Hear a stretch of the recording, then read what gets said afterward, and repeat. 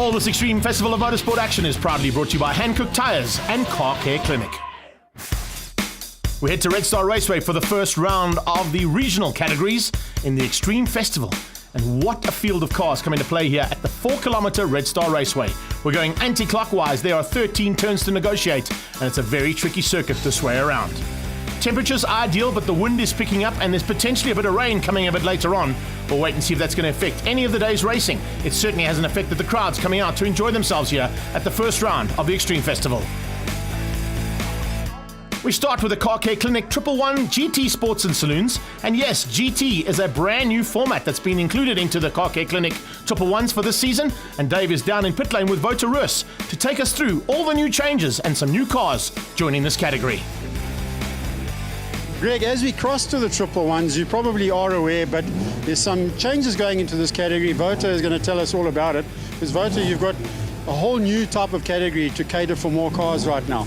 Yes, we got a request last year from some of the guys racing in 111, Extreme Supercars, BMW Car Club, and in MPC, for an opportunity for other guys to race on Extreme Festival days as well. So another club was created called GT Sports and Saloons. It's based on a breakout of 1 minute 8 seconds at Zwartkops, and then 3 seconds quicker at all the other tracks compared to what 111 is. So there is no change to 111, but it gives the faster guys the opportunity to also come and join us on Extreme Festival days. Wouter, thanks very much for that info. We wish you all of the very best with that. Greg, back to you at the commentary booth, and don't forget to mention these faster guys. A welcome return for a very fast guy there, Ryan Quanshire. He'll be looking to take on Adrian Dalton and Valdo Swiggers in his category today, which is Class A. We've got Class B, D, E, X, and the GT class at the front end. As you can see, a big array of cars. One man looking to take the Class B and overall championships will be Wayne Labochki in the Shield Golf 1. Well, listen, the first thing is just to keep it on the black stuff as a start. That'll be a good start to the season. The Shield Golf, we've put a lot of effort into getting it right for this season. Last year we came up a little bit short, had a couple of bumps along the way, but 2020, hopefully it's the year. Let's see how we do in Class B, and just try to keep it consistent and stay out of trouble. So Greg, the 111s, are they lining up on the grid as we speak? They'll have a rolling start because most of these cars have got too much power for their gearboxes and clutches. So what's going to happen? They're going to go around now, do that rolling start, and we'll pick up on the action. Greg, standing by for you to take over as they do that rolling start. Lights about to go off, and as they go down towards turn number 1, expect big action as they go there. Oh, fantastic start. Andre De Lange on the inside. Can he just get the inside line and into turn 1? Yes, he can. Whole shot there for De Lange, and right on his tail, it's Wouter Roos. A fantastic start from Louis Kluti, and he is going to be a man to watch out for. Another man coming through the field will be in that Pretoria Toyota Lexus, and Besaidnote is a very, very talented driver as they head down the main straight for the first time. Oh, here comes Wouter, late on the brakes, trying to get through. Can he find a way past? Yes, he can. Getting onto the inside line of Louis Kluti, and the Car Care Clinic GTI going side by side with that stock standard Volkswagen Beetle. As the race got into the thick of it, the battle would resume, but unfortunately right at the start there, it was De Lange who pulled to the sideline, and he'd be out of this one. Louis Kluti would then go to battle with Wouter Roos for the front end, and Kluti looking to take on, of course, Class X, and GT category would be Wouter Roos. In the mid-pack, Ryan Quanshire, as we mentioned, made a welcome return. He fought all race long here with Piet Potgieter in the Volkswagen Driving Academy GTI. Potgieter just having a little bit of maneuver there to try and avoid the Z4 coming through from Trans-Africa Racing.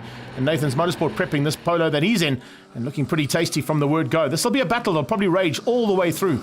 Looking to see how far back Adrian Dalton was. If you are, he wasn't that far back. And in fact, Dalton would be a big contender. Floris Stopforth just behind that, and Lucas Besaidnote. In Class D, great driving came from Reiner van Heerden, who put LaRue just between himself and the man he would be fighting with, Chris Smit, in the Porsche. We did see the return of Andre De Lange, and he got just ahead of this incredible little Subaru. Watch out for Van der Pfeiffer in the mix. Floris Stopforth just trying to fend off the return of De Lange, but De Lange, of course, with that GT spec car is slightly quicker, but you could see the limp mode that was kept coming in intermittently was a bit of a problem. Mark Gregory was the man to beat at the front end, fighting hard with Peter Kirchhoff and Mark Kingsmill. Unfortunately, at the end of the day, it wasn't all to be there for the incredible Van der Pfeiffer and his Subaru. He had to put it on the sideline. Harvey Wallbanger having a phenomenal run, and Mark Harvey is always a good man to watch out for at the front end of Class B. By the time the checkered flag came out, though, it was Kluti who got to the front, and he took the victory quite easily due to the fact that we saw the demise of the Car Care Clinic car. And just rolling out of it at the end there was Wouter Roos, having taken the GT category easily, and a nice run from Ryan Quanchai to finish up at the top end of A. So GT went to Roos, X went to Potgieter, A goes to Quanchai, Class B going to Mark Harvey, D going to Van Heerden, and a good ride from Kirchhoff for Class E. Let's catch up with one of our new men down in the pit lane, Yorick Smith. Building up a little car for 3 or 4 years, and was dying to get back on the track, and this class is suited to this car, so going to try and build it up and then work my way up here in 111 class.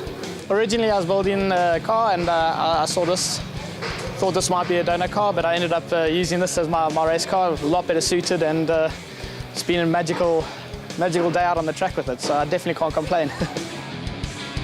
Is it a strongman competition out there, or is it 111 GT Sports and Saloons?